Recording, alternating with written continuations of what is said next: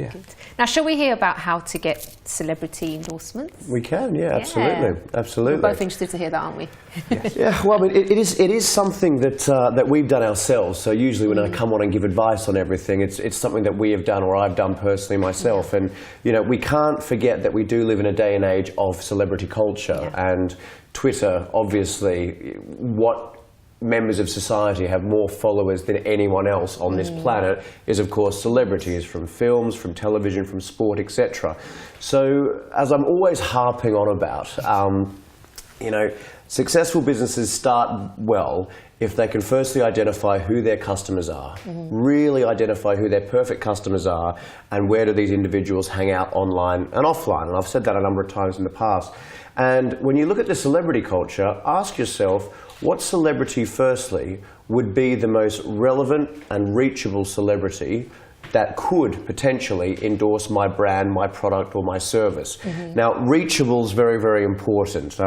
Whenever I've asked people about this, and young entrepreneurs will tell me, you know, Justin Bieber would be ideal, you know, but trying to get a hold of Justin Bieber to promote or endorse a small product in the UK is, I wouldn't say impossible, but it's difficult. Pretty hard, yeah. So the first rule is, if you're watching this in Britain, is the first step to get celebrity endorsements is to firstly build the list.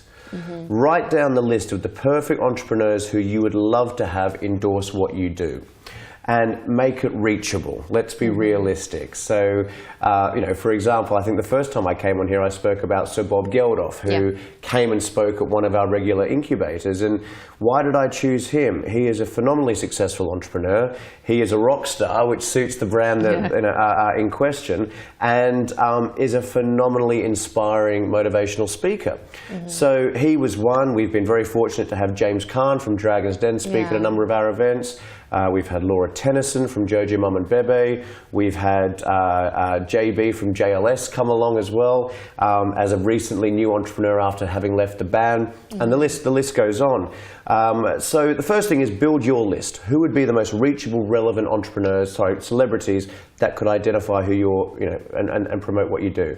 The second step then is you can't just call them up on the mobile, obviously. You need to find out who their agent is. And so that's very easy to do. Any simple search online, you'd be able to find which agency represents the celebrities that you want. So that's step number 2. Step number 3 is then you contact the agents, and they're very reachable because they are looking for new opportunities to showcase not just that celebrity, but all the other celebrities that they manage. So the first rule I'll give you is to not start the conversation by saying, we would like your celebrity to do this, and this is how much we're willing to pay. So the trick is, don't say this is how much we've got to pay. Let the agent explain and tell you what their fees usually are, because usually there's a day rate, there's an hourly rate, and there are certain products and services which such celebrities are passionate for and will endorse, and those which aren't. So if they're reachable, usually you'll find that the cost to have them for, you know, for hours rather than days is actually a lot less than what a lot of people think. So every time we do it, we usually book 2 hours. That's it. 2 hours, which involves a talk at a specific event and previous interviews before the event, which we record, and we showcase that content on Twitter and other social networks to get it out there.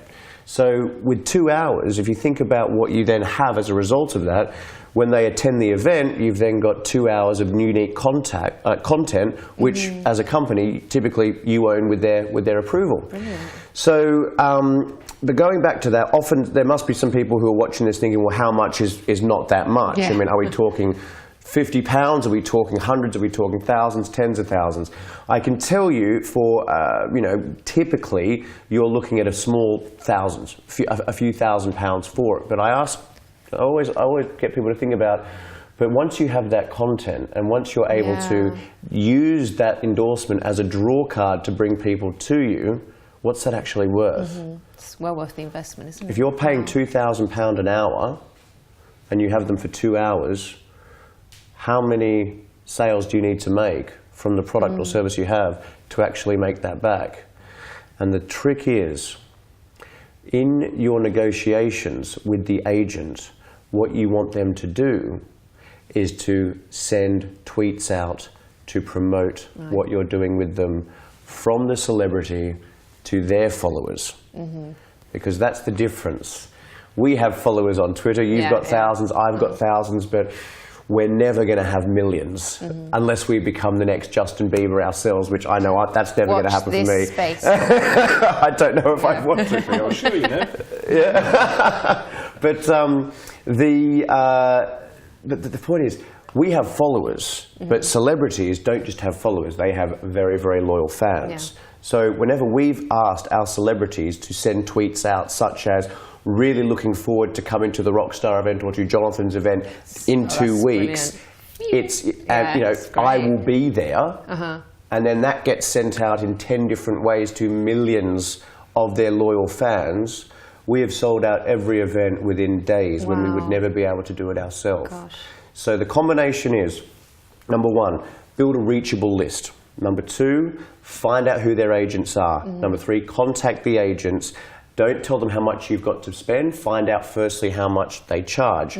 If there's a limitation on your budget, offer to donate the money to the celebrity's charity of preference. Right. So that's a way that they can do it as well. Number four, make sure that you're inviting them to come to an event, something tangible where their fans and followers can be and hear about their product and service.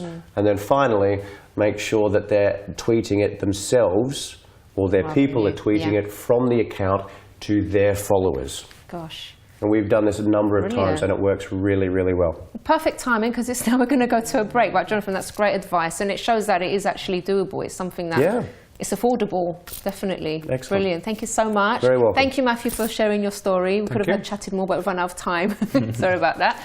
Okay, then, so do stay tuned, because after the break, I will be answering a question from a viewer, and I'll be meeting Eleni C.